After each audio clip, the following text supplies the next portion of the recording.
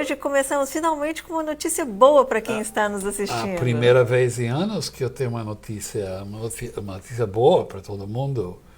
E você sabe o que aconteceu? Um brasileiro fez uma coisa que mudou a lei completamente. Isso aconteceu a semana passada. E a história é assim.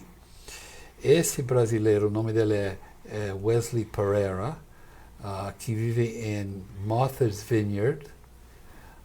Ele entrou aqui no ano 2000 e, por uma razão ou outra, dirigindo o carro, tinha problema com a imigração. Então, em 2006, ele apresentou na corte. Ele recebeu uma carta para apresentar na corte.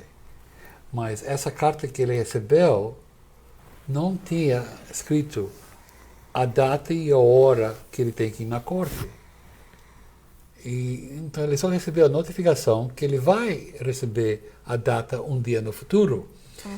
Passou muitos anos, e aí ele recebeu essa carta para ir na corte, mas ele já estava aqui mais de 10 anos. Então ele foi na corte com o seu advogado, e o advogado falou que ele quer aplicar para a lei de 10 anos. O juiz falou, não, ele não pode, porque quando ele recebeu a primeira carta, esse parou de acumular tempo aqui nos Estados Unidos.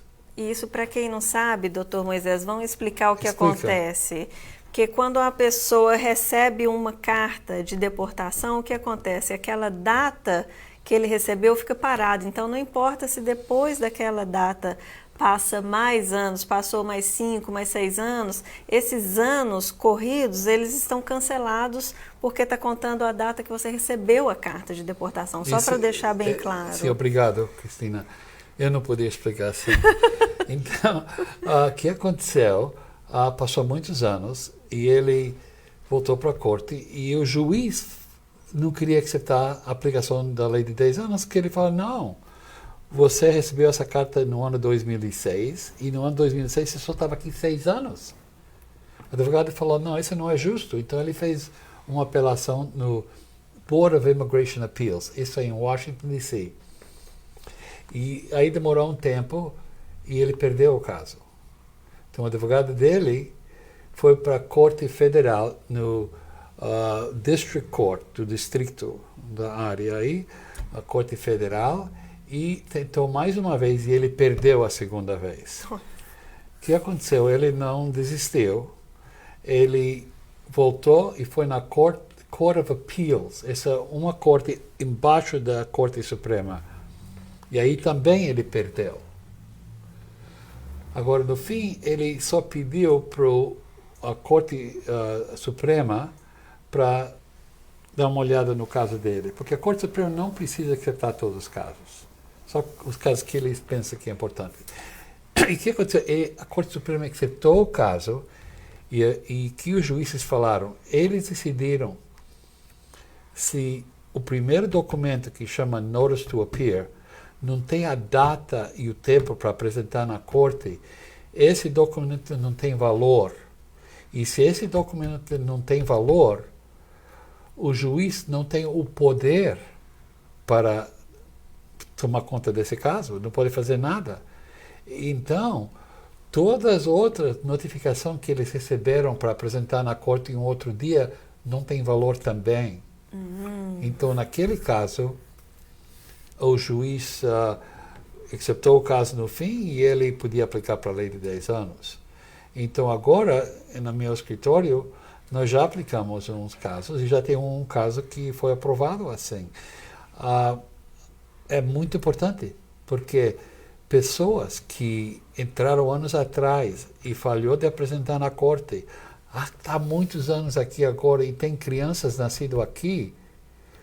Antes eu falava, não vamos tentar para abrir o caso, porque se eu abro o caso, aquela data está congelado e não pode falar que vamos usar todos esses anos que está aqui. Mas agora, se podemos abrir esse caso, podemos usar todos os anos que está aqui e você vai ter direito de aplicar para a lei de 10 anos. É muito interessante e é uma coisa muito boa. E qual que é o processo, doutor Moisés, para ver essa primeira carta? Isso fica arquivado aonde? Ok. todos os documentos que estão na corte estão arquivados na corte aonde aconteceu esse problema. Então, o que nós temos que fazer, nós temos que mandar se chama FOIA, Freedom of Information Request, pedindo por uma cópia da pasta completa que a corte tem sobre esse caso. O cliente tem que assinar um documento dando o poder para o advogado. O advogado manda a carta, demora, não sei, 2 ou 3 meses, recebemos um CD. E aí eu posso ver o que aconteceu. E se o primeiro documento aí não tem a data, aí podemos tentar para abrir.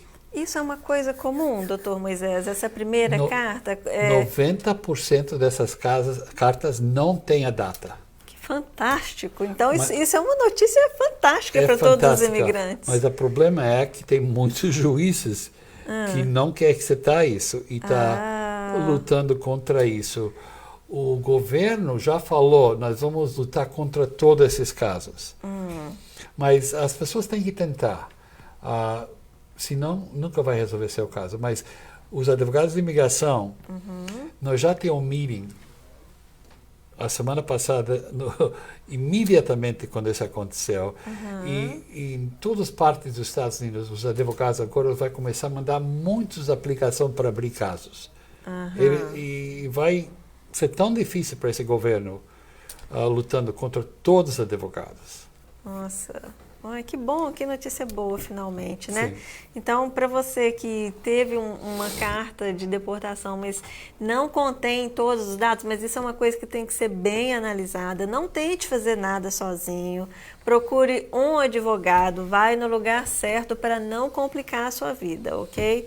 Então, procure um advogado para ver, o doutor Moisés já explicou quais são os passos, ele vai pegar toda a informação e, se der sorte, a gente consegue de mandar isso para frente. Imagina isso, não? Que notícia boa. É boa, yeah. Estou bem feliz.